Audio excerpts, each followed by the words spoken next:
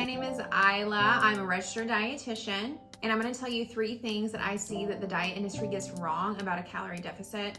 Like I said, I'm a registered dietitian, which means that I have a BS and an MS degree in nutrition science. I also have to be accredited and constantly keep up with continuing education courses to make sure I'm recommending the newest science-based information when it comes to health and nutrition. And I own a weight loss company called the Millennial Nutritionist, so I also get to pull a lot of my tips and information from what I know works with clients. As a team of dietitians, we have helped over 200 people feel more confident with their food choices while losing weight and getting healthier. I'm going to share some of the mindsets that I see new clients come in with when working with me that they have thought about calorie deficits that have kind of messed them up when it comes to what they think weight loss should really be like. Unfortunately, these ideas around like what a calorie deficit really looks like day to day are perpetuated by different fad diets, and I'm honestly just like tired of hearing about it. I'm tired of getting these clients that are at a lower metabolism because they have followed this restrictive mindset.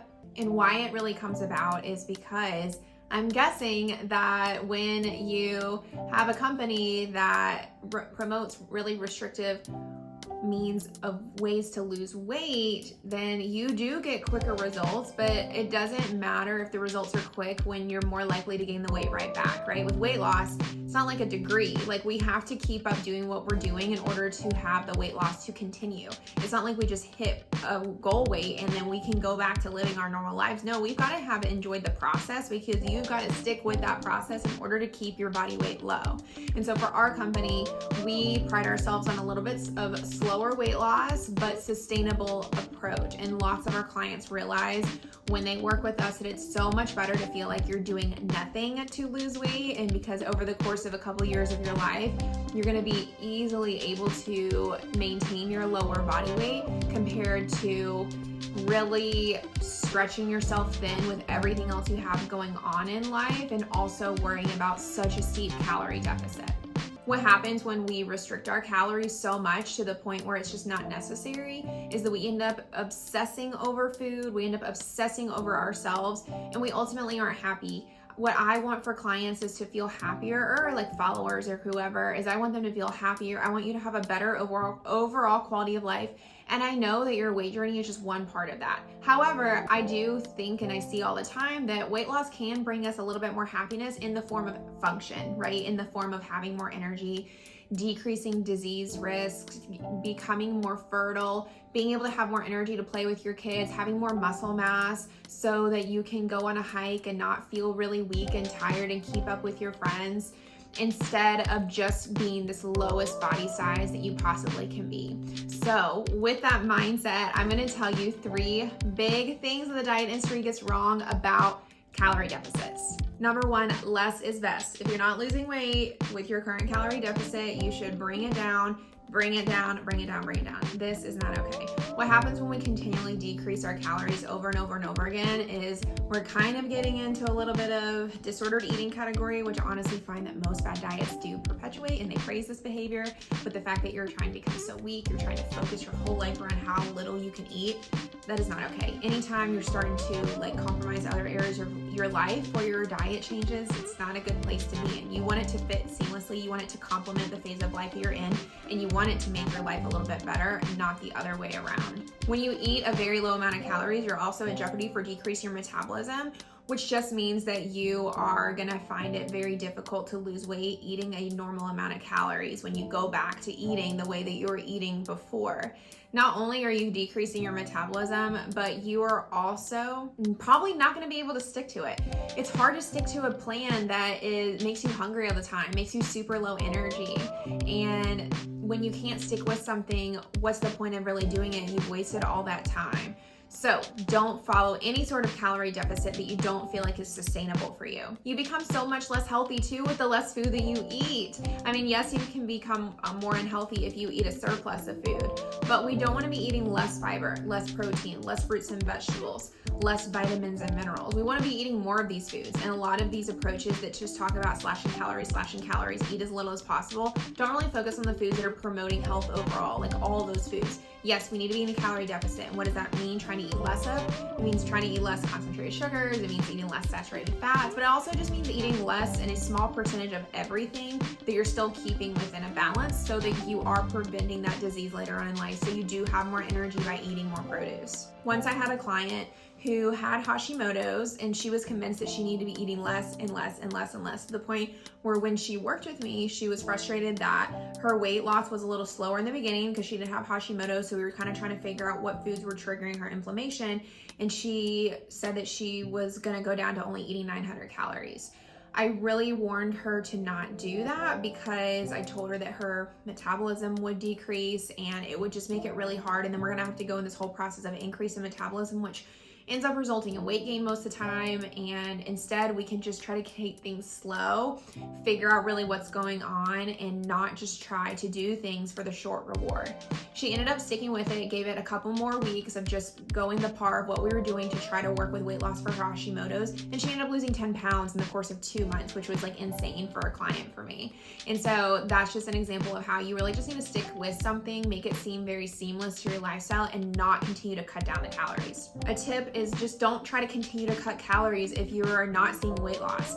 Give yourself time. Your body takes a while to have changes for weight loss that are healthy, that are not going to decrease metabolism. If you're not seeing results after a couple of months of decreasing calories, I would recommend looking at another area. Keep the calories the same, but maybe also assess how your exercise is and enlist some help in that area. Number 2 is that the calorie deficit is the only thing that matters when it comes to weight loss, and this is not true. I have so many clients that I work with that say that they're frustrated because they're in a calorie deficit and they're not losing weight, but they're neglecting produce, they're neglecting strength training, they're neglecting their sleep, they're neglecting their stress. And unfortunately, we just don't always know the exact amount of calories we're eating. So we've got to put a lot of efforts into play to try to help with that, right? So if we don't know every single calorie that we're eating every time we go out to eat, which you should be able to go out to eat when you lose weight, you're not going to know all the calories in there. And so to kind of safeguard against that, we want to make most of our plate fruits and vegetables when we go out to eat, so that we're going to be having a lower calorie option even if we don't know the calories are. We also want to be exercising to help offset those extra calories that we may not be accurately tracking. We want to reduce our stress levels so that we're not overeating if there's a day that we really don't want to track because we ate a bunch of food because we were so stressed out and wanted to release. So you've really got to be looking at everything holistically when it comes to weight loss. It's not just about the calories. And it for sure doesn't mean that you're a failure if you're in a calorie deficit and you're not losing weight, because that's not the only thing that matters. I will say it's a big foundation of what needs to matter, but there's a lot of clients that I work with that are in a calorie deficit and they don't lose weight until they start exercising accurately or until they start with the produce. So make sure you look at everything when you're trying to lose weight. Number 3 is one that kills me, and it is that you should eat the calories back that you exercise away. No, a client was telling me that she was doing a different program and they were having her start baseline at a certain amount of calories and then she could earn the calories back when she exercised. This killed me for so many reasons. First of all, I think it perpetuates an awful relationship with food. If you are thinking like, oh, I'm gonna go on this walk and burn 150 calories so I can eat a fruit roll-up later, that is like awful. Like, we wanna be thinking about all of the changes we're making that complement our whole lifestyle. Exercise is about more than just burning calories. Exercise helps reduce your stress levels, so that's gonna help you not emotionally eat as much. It's gonna make you feel better about yourself and your body.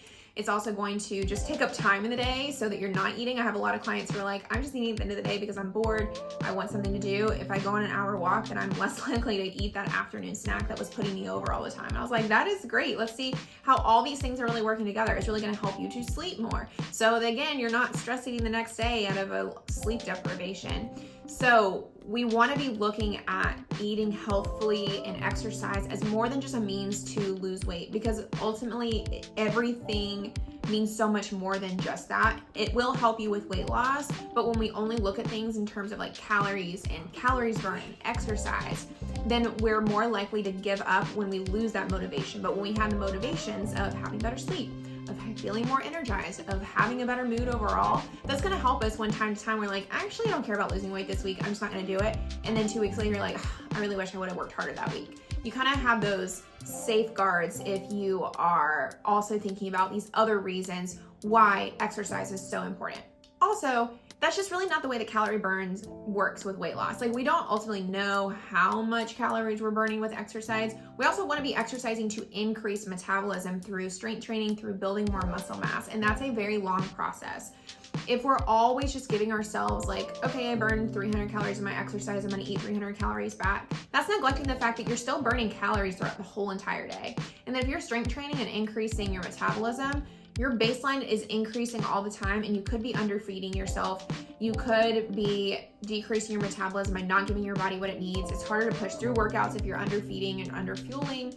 And so we just don't want to view exercise and nutrition as like I burn this many calories, so I get to eat this many calories back type of thing. And you also just really want to be consistent with what you're doing.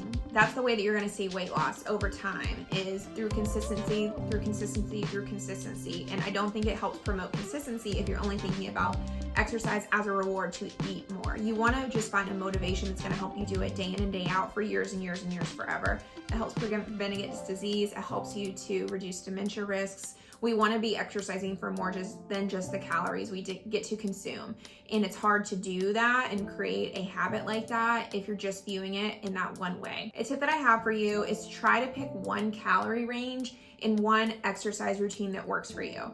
Don't try to be changing it every day. That makes you like too focused on like your nutrition and stuff. You should just find a good range that works for you for your calorie deficit, and also a good routine for your exercise, and really focus on doing that consistently.